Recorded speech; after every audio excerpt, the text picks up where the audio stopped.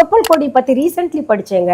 அதாவது தீர்க்க முடியாது. நம்ம என்ன பண்ணுவோம், அந்த ஸ்டெம் செல்னு ஒண்ணு இருக்கு இல்லையா, ஸ்டெம் செல் வந்து சேகரிச்சு வச்சா அது நம்ம வந்து எந்த ஒரு தீர்க்க முடியாத நோய் பிற்காலத்துல வந்தா கூட அந்த ஸ்டெம் செல் மூலமா சரி பண்ணலாம். ஆனா இந்த தொப்புள் கொடிக்கு அந்த பவர் இருக்கா. தொப்புள் கொடி வந்து நம்ம தாயத்துல அடைச்சு அவங்கவுங்க தொப்புள் கொடியை போட்டுக்கிட்டாங்கன்னா நோய் நொடி சீக்கிரத்துல அண்டாது. அப்படியே அண்டினால் கூட அந்த தொப்புள் கொடியை நம்ம கொஞ்சம் தேய்ச்சு அதை வந்து அவங்களுக்கு சாப்பிட கொடுத்தா பிரச்சனை தீந்துருமா. பால்ல தேய்ச்சு சங்குல போட்டு கொஞ்சம் கொடுத்துட்டா.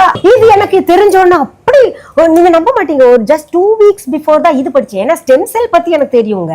பட் அந்த தொப்புள் கொடி பத்தி வந்து 2 வாரத்துக்கு முன்னாடி படிச்சோன்னே என் பசங்க கிட்ட கேட்டேன், 2 பேரும் தாயத்தா பண்ணி தரேன் போட்டுக்கிறீங்களா அப்படின்னு கூட கேட்டேன். எங்க போட்டுக்கிறாங்க அவங்க எல்லாம். ஆனா கூட பத்திரமா வச்சிருக்கேன். அப்படியே தொப்புள் கொடி அப்படியே அது வந்து அந்த கிளிப்பு போட்டு தருவாங்க, அப்படியே வச்சிருக்கேன் நானு. ஆமா, கிளிப்போடயே வச்சிருக்கேன். எப்ப அவங்க கேக்குறாங்களோ போட்டும்.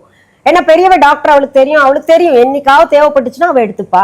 சின்னவளுக்கும் வந்து கட்டாயம், அவ குழந்தைங்களுக்கும் யூஸ் ஆகுது. அவங்க தொப்புள் கொடி கட்டாயம் தாயத்தாக அணிந்து கொண்டால் அது ஒரு மருத்துவமாக இருக்கு. அந்த வைப்ரேஷனே அவங்களுக்கு பாத்தீங்கன்னா ஒரு நல்லபடியா வச்சுக்கும்.